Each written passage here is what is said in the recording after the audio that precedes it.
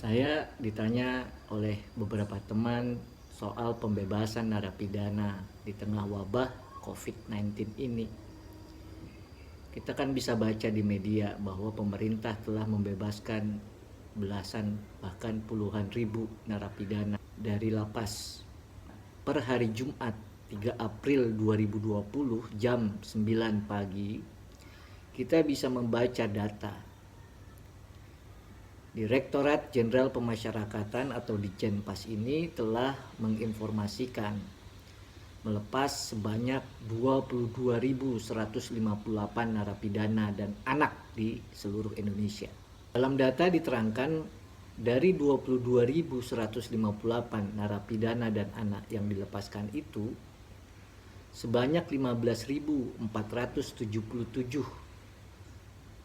narapidana dan anak keluar penjara melalui program asimilasi, sementara 6.681 yang lainnya melalui program integrasi berupa pembebasan bersyarat, cuti bersyarat, maupun cuti menjelang bebas.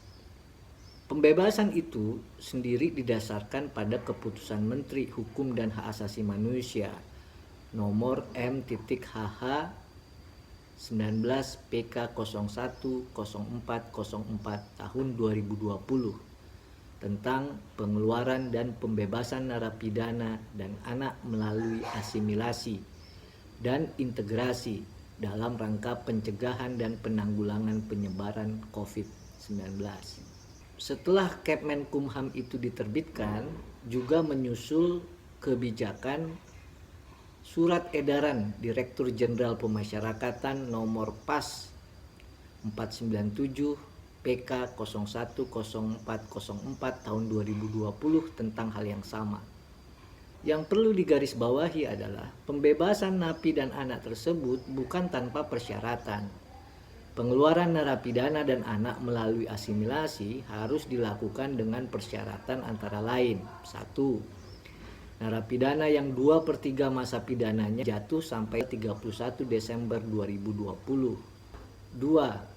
Anak yang setengah masa pidananya jatuh sampai dengan tanggal 31 Desember 2020. 3. Narapidana dan anak yang tidak terkait dengan PP nomor 99 tahun 2012. Juga yang keempat, tidak sedang menjalani subsidiar dan bukan warga negara asing. Tadi disinggung soal asimilasi narapidana. Soal asimilasi ini bisa dibaca di dalam Peraturan Menteri Hukum dan Hak Asasi Manusia Republik Indonesia nomor 03 tahun 2018 tentang syarat dan tata cara pemberian remisi, asimilasi, cuti mengunjungi keluarga, pembebasan bersyarat, cuti menjelang bebas, dan cuti bersyarat.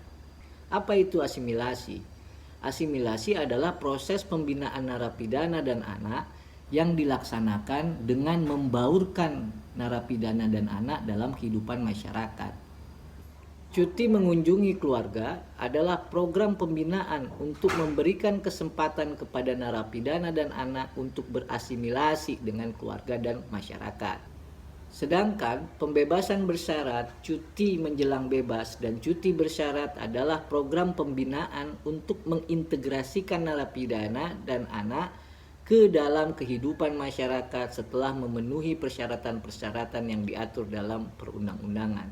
Jadi, yang dikeluarkan narapidana dan anak itu oleh pemerintah adalah yang pada dasarnya memang sudah boleh keluar lapas, sudah boleh memang keluar penjara.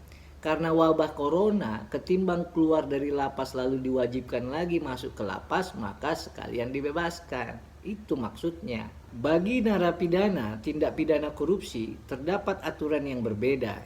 Diatur dalam Peraturan Pemerintah nomor 99 tahun 2012 tentang syarat dan tata cara pelaksanaan hak warga binaan pemasyarakatan. PP itulah yang diwacanakan dan dipertimbangkan untuk direvisi oleh pemerintah yang kita dengar dan kita lihat di media cetak maupun elektronik. PP 99 tahun 2012 adalah peraturan yang pada dasarnya mengubah PP sebelumnya, merupakan perubahan kedua atas PP nomor 32 tahun 99 tentang syarat dan tata cara pelaksanaan hak warga binaan pemasyarakatan. Dalam aturan PP 3299, semua narapidana diperlakukan sama. Baru setelah diterbitkan PP 99 tahun 2012, narapidana dibedakan berdasarkan jenis tindak pidananya, yakni tindak pidana terorisme, tindak pidana narkotika, tindak pidana korupsi, tindak pidana kejahatan terhadap keamanan negara, tindak pidana kejahatan hak asasi manusia yang berat, serta tindak pidana kejahatan transnasional terorganisasi. Terhadap jenis-jenis tindak pidana tersebut, pemerintah mengatur syarat-syarat tambahan.